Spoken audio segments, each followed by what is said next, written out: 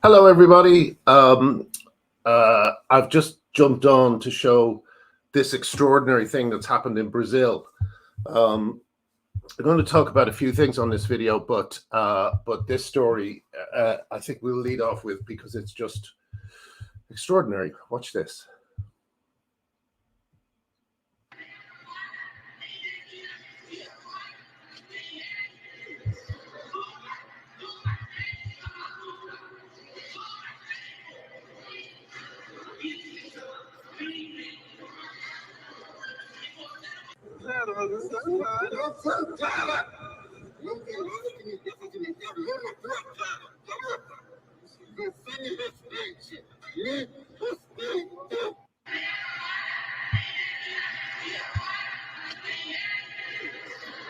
Okay, so that was footage of a bearded man who walked into a women's toilets in Brazil, where self-ID is the law of the land.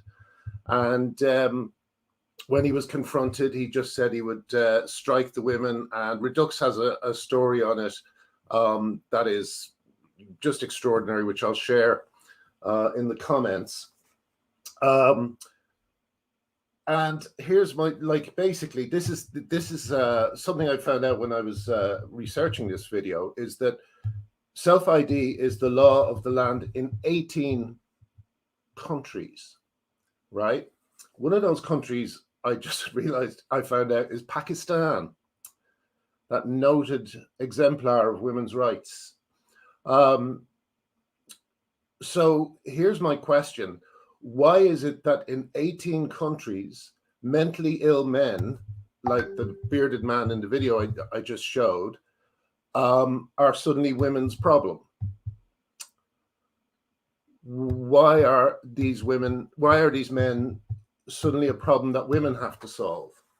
Why are they a problem that they now have to navigate in their daily lives? Why are they such a problem that if they say the wrong thing back to them when they're threatened, when the police turn up, it's them who might get into trouble? It's the women who might get into trouble. Why is this the case in 18 countries? And why is it the case, let me remove this, and why is it the case that Nicola Sturgeon is pushing for it to happen in Scotland? Why are they pushing so hard for it? You know, why is it such an important thing for them to get self-ID? I'll tell you why. I'm going to show you another video. If I can manage this, though, give me one sec. I'm sorry, but sometimes it does make me so angry that I shake. You know, I simply cannot believe my colleagues in comedy are still silent on all this. You know, I'm going to talk about them in a bit as well. So yeah. I don't see any violent men. You'll be more than representative of the Students' Association. I'm not here to represent the Students' Association. I'm here as a trans woman and an adult human female to watch about adult human females. You can see that. Got a little Ricky Gervais look to the camera there. Let's watch it again and let's look out for that Ricky Gervais moment. I love it. It's so revealing. I don't see any violent men.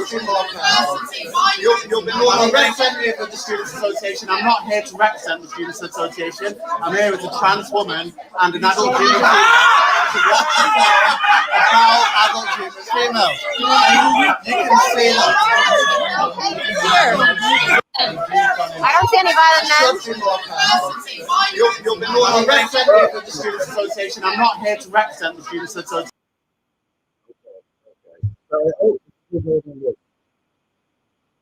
There we go. Sorry about that. So yeah, so that guy is someone who we saw just tried to just successfully stopped a feminist film being shown at Edinburgh University. That's the kind of person who is behind this activism. And once again, how are women supposed to go out in the world and navigate it when they're at risk of running into men like Robin there or the Brazilian gentleman with the beard, you know. Suffragettes talked about the, or I believe maybe it was given to them later by historians, I don't know, but the urinary leash, which was before there were single-sex services for women, women were confined to their homes, you know. They are not confined to their homes, but they couldn't go too far away from them. So they were confined within the area of their homes, right? Now, is that what Nicola Sturgeon is looking for Scottish women? You know, because that's what you'll get. And I say so, and J.K. Rowling says so. And no matter how they attack us, we continue to say so because we're right. And this keeps happening. You know, one of the people who gets a very hard time for me in this fight is John Ronson. And he deserves it. Because John Ronson is someone who made a puff piece podcast about Camp Trans, which was one of the earliest attempts by these vicious, demanding, entitled men to get into a women's only space. It was the famous Mitchfest Festival, a woman-only festival. And of course it ended, but you wouldn't know this to hear John's podcast, it ended with a triple murder when one of the Camp Trans attendees killed 2 lesbians and their son. 2 of them were black people. John Ronson doesn't mention that at all in his story about it. Why not? Especially when John usually has a nose for the unusual and the grotesque, which this certainly was. Why has he still not commented on it? 3 people were killed, and it turns his podcast into what I always thought it was, which was an insult to those victims and to those women who came under the unfortunate experience of being under the attention of these men. So, you know, we also have another central figure in all this who is conveniently ignored by everyone, Amy Challoner.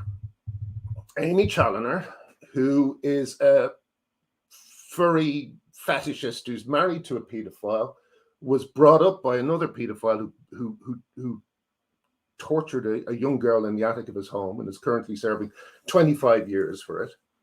This bloke, excuse me, but he is a man, Amy Challoner, real name Ashton Challoner, has a relationship with 2 other men who he met through his father, one of whom is an admitted paedophile,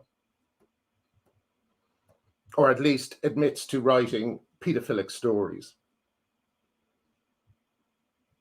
This man, Amy Challoner, was at the center of Stonewall when they started fighting for self-ID in this country. Why isn't that a scandal? Why isn't every journalist writing about it? Well, we all know why. Because they're fucking terrified and they're cowards. And even now they pretend not to see what this is, which is a major push for women's rights that is sometimes spearheaded by what you might call the bully class or the predator class. These are the people who are reporting women to their employers, who are trying to stop them from watching films, who are attacking them in their own private spaces. That's who this law benefits. And I cannot believe that my friends in comedy who have daughters like Arthur Matthews and Neil Hannon would be happy for them to live, are happy for them to live, because they're both in Ireland, which has self-ID. How are they happy for them to live in such a country in where their daughters are so unsafe?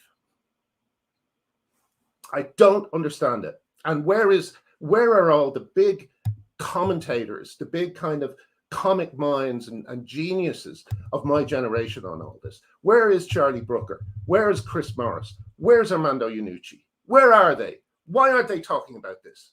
Why don't they think it's an emergency after the closure of the Tavistock, after the scenes we keep seeing? Why am I still swinging in the wind waiting for people to stand up for me?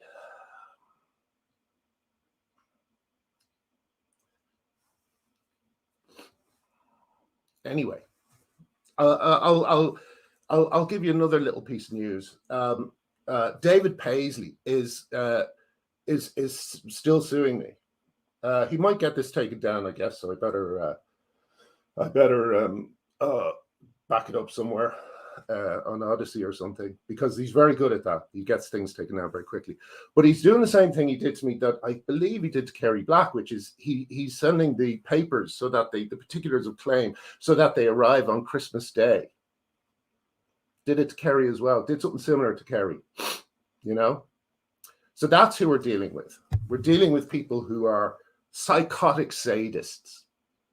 And they are able, like Stephanie Hayden, who sued me, another person who sued me, and they're able to just beat the shit out of us because no one else is watching them. You know, I even wrote to Ian Hislop of Private Eye about Stephanie Hayden. No interest. You know, thought it was a Twitter spat. A Twitter spat, yeah, that helped ruin my life, you know.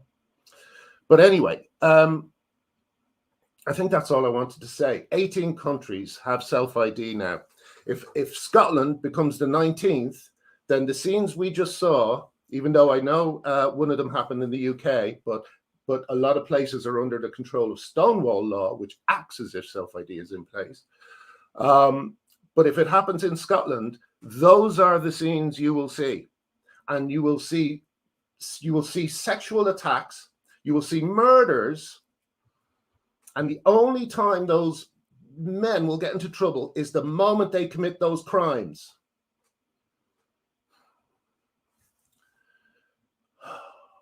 Stop being held hostage by your children and your dumb advisors just out of college. They are feeding you a line of bullshit, and you are going to regret these years terribly, you know, especially if self-ID has made the law of the land in another country. So, and again, I stand with J.K. Rowling. Fucking hell, let's make sure that if it passes in Scotland, we do whatever we can to help Scottish women. But fuck Nicola Sturgeon. She's an absolute betrayer of women and gay people.